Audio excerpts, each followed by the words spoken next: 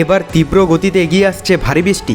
গত কয়েকদিন ধরে অসাদিশা গরম থাকলেও আবার কিন্তু কালো মেঘ ঘনিয়ে আসছে বাংলার বুকে। কিন্তু ঠিক কোন এলাকায় কালো মেঘ ঘনিয়ে আসবে এবং কোন দিকেই বা ভারী বৃষ্টি হবে তা নিয়ে এই ভিডিওতে আপনাদেরকে বিস্তারিতভাবে জানিয়ে দেব। আপনি ভিডিওটি অবশ্যই শেষ পর্যন্ত দেখবেন। ভিডিওটি ভালো লাগলে একটি লাইক করবেন, আর এইরকমই লেটেস্ট ও হেল্পফুল ভিডিওগুলি সবার প্রথম দেখার জন্য আমাদের চ্যানেলটিকে সাবস্ক্রাইব করে পাশের বেল আইকনটি বাজিয়ে দেবেন। চলুন এক নজরে দেখে নেওয়া যাক। উত্তরে স্বস্তির বৃষ্টি, কিন্তু দক্ষিণে চরম অস্বস্তি। আবহাওয়া দপ্তর বলছে রবিবার পর্যন্ত অসহ্যকর গরম বজায় থাকবে গোটা দক্ষিণবঙ্গ জুড়ে। বজ্র বিদ্যুৎ সহ হালকা বৃষ্টি হলেও মিলবে না স্বস্তি। আগামী কয়েকদিনে কলকাতার তাপমাত্রা 36 থেকে 37 ডিগ্রি পর্যন্ত চড়তে পারে। কলকাতা সহ উপকূলের জেলাগুলিতে আর্দ্রতাজনিত অস্বস্তি চরমে উঠবে, কিন্তু পশ্চিমের জেলার তাপমাত্রা ছুঁতে পারে 40 ডিগ্রির উপরে। এর মধ্যে গরম ও অস্বস্তিকর আবহাওয়া থাকবে। গরম সবচেয়ে বেশি থাকবে বাঁকুড়া, পুরুলিয়া, পশ্চিম মেদিনীপুর, পশ্চিম বর্ধমান এবং বীরভূম জেলায়। অন্যদিকে উত্তরবঙ্গে উলটপালট। আবহাওয়া দপ্তরের পূর্বাভাস বলছে আজ থেকে আগামী মঙ্গলবার পর্যন্ত বিক্ষিপ্তভাবে ভারী বৃষ্টি হবে উত্তরবঙ্গে। শুক্র, শনি, রবি এই 3 দিন অতি ভারী বৃষ্টি হতে পারে জলপাইগুড়ি, আলিপুরদুয়ার এবং কোচবিহারের কিছু অংশে। উত্তরবঙ্গের দফায় দফায় ভারী থেকে অতি ভারী বৃষ্টির পূর্বাভাস রয়েছে। গাঙ্গেয় পশ্চিমবঙ্গ ও পশ্চিম বিহারের জোড়া ঘূর্ণাবর্তের জেরেই এই ভারী বৃষ্টির সম্ভাবনা। তো এরপর আমরা লাইভে আপডেটটা দেখে নেব। প্রথমে আমরা যদি আজ সকালের দিকে পশ্চিমবঙ্গের দক্ষিণবঙ্গের এলাকাগুলোর কথা বলি, তো সকালের দিকটাতে কোথাও কিন্তু বৃষ্টির সম্ভাবনা দেখতে পাওয়া যাচ্ছে না। সম্পূর্ণ এলাকার আবহাওয়া পরিষ্কার থাকবে, কলকাতা থেকে শুরু করে দক্ষিণবঙ্গের প্রায় প্রতিটি জেলাতেই। কিন্তু উত্তরবঙ্গের কথা বলতে গেলে এখানে দার্জিলিং, কালিম্পং, কার্সিয়াংয়ে হালকা ইফেক্ট থাকবে, যদিও পরিমাণে অনেকটাই কম ইফেক্ট পড়বে। কিন্তু এখানে জলপাইগুড়ি, আলিপুরদুয়ারের আকাশ পরিষ্কার থাকবে, আর কোচবিহারে কিছুটা হালকা বৃষ্টির সম্ভাবনা রয়েছে। বাংলাদেশের কথা বলতে গেলে সমুদ্র উপকূলবর্তী এলাকার মধ্যে এখানে কক্সবাজার, টেকনাফে হালকা ইফেক্ট থাকবে। বাদবাকি এখানে চট্টগ্রাম, ফটিকছড়ি, মানিকছড়ি, নোয়াখালী, বরগুনা, বরিশাল এগুলোতে মোটামুটি পরিষ্কারই আবহাওয়া দেখতে পাওয়া যাচ্ছে। আর ভিতরের এলাকার মধ্যে বিক্ষিপ্ত এলাকা জুড়ে বৃষ্টি থাকবে।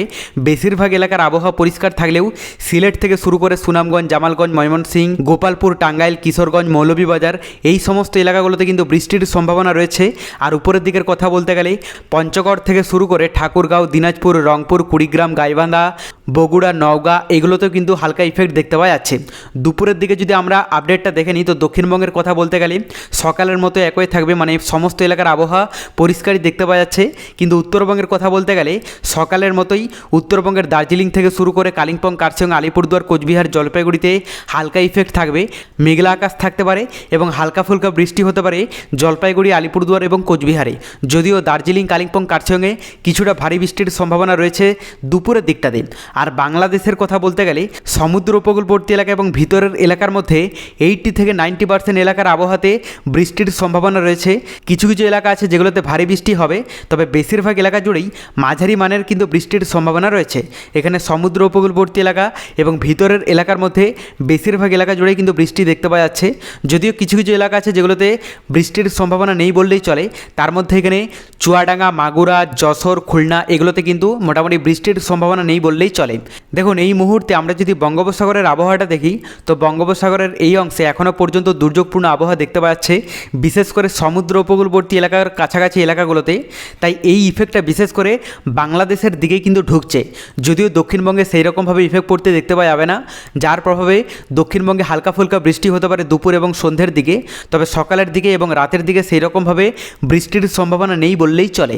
কিন্তু বাংলাদেশের বেশিরভাগ এলাকা জুড়েই মেঘলা থেকে মেঘাচ্ছন্ন আবহাওয়া এবং হালকা থেকে মাঝারি মানের বৃষ্টি হবে, এবং কিছু কিছু এলাকা জুড়ে ভারী বৃষ্টির কিন্তু সম্ভাবনা দেখতে পাওয়া যাবে, বিশেষ করে সিলেটের কাছাকাছি এলাকাগুলোতে। পরবর্তীতে বঙ্গোপসাগরে নতুন কোনো দুর্যোগের আভাস পেলে অবশ্যই আপনাদেরকে লাইভে জানিয়ে দেব। এরপর আমরা তাপমাত্রাটা দেখে নেব যে নতুন কোনো চেঞ্জেস এসেছে কিনা। আজ দুপুরের দিকে প্রথমে আমরা যদি দক্ষিণবঙ্গের এলাকাগুলোর কথা বলি, তো এখানে কলকাতাতে 36 ডিগ্রিতে চলে যাবে, এবং পাশাপাশি বেশিরভাগ এলাকার তাপমাত্রা থাকতে পারে 37-38 ডিগ্রি সেলসিয়াস, যার মধ্যে এখানে বাঁকুড়া, পুরুলিয়া, আসানসোল কিন্তু থাকবে। আর উত্তরবঙ্গের কথা বলতে গেলে দার্জিলিংয়ে মোটামুটি 24 ডিগ্রি দেখতে পাওয়া যাচ্ছে, পাশাপাশি এখানে কালিম্পং, কার্সিয়াংয়ে 27 ডিগ্রি থাকবে। আর এদিকে জলপাইগুড়ি, আলিপুরদুয়ার, কোচবিহারের তাপমাত্রা থাকতে পারে 31-32 ডিগ্রির মধ্যে। বাংলাদেশের কথা বলতে গেলে সমুদ্র উপকূলবর্তী এলাকা এবং ভিতরের এলাকার মধ্যে বেশিরভাগ এলাকার তাপমাত্রা থাকতে পারে 30 ডিগ্রি থেকে শুরু করে 31-32 ডিগ্রি পর্যন্ত। এরপর আমরা রাতের দিকে তাপমাত্রাটাও দেখে নেব। তো কলকাতার কথা বলতে গেলে 30 ডিগ্রি থাকবে, এবং পাশাপাশি দক্ষিণবঙ্গের বেশিরভাগ এলাকার তাপমাত্রা থাকতে পারে 31-32 ডিগ্রির মধ্যে। উত্তরবঙ্গের কথা বলতে গেলে দার্জিলিংয়ে মোটামুটি 19 ডিগ্রি দেখতে পাওয়া যাচ্ছে, পাশাপাশি এখানে কালিম্পং কালিম্পং কার্শিয়ংয়ে 22 ডিগ্রি থাকবে। আর এদিকে জলপাইগুড়ি আলিপুরদুয়ার কোচবিহারের তাপমাত্রা থাকতে পারে 26 ডিগ্রির মধ্যে। বাংলাদেশের কথা বলতে গেলে সমুদ্র উপকূলবর্তী এলাকা এবং ভিতরের এলাকার মধ্যে বেশিরভাগ এলাকার তাপমাত্রা থাকতে পারে 28 ডিগ্রি থেকে শুরু করে 29-30 ডিগ্রি পর্যন্ত। তবে পরবর্তীতে বঙ্গোপসাগরে নতুন কোনো দুর্যোগের আভাস পেলে অবশ্যই আপনাদেরকে লাইভে জানিয়ে দেব। তার জন্য চ্যানেলটিকে সাবস্ক্রাইব করে রাখতে ভুলবেন না।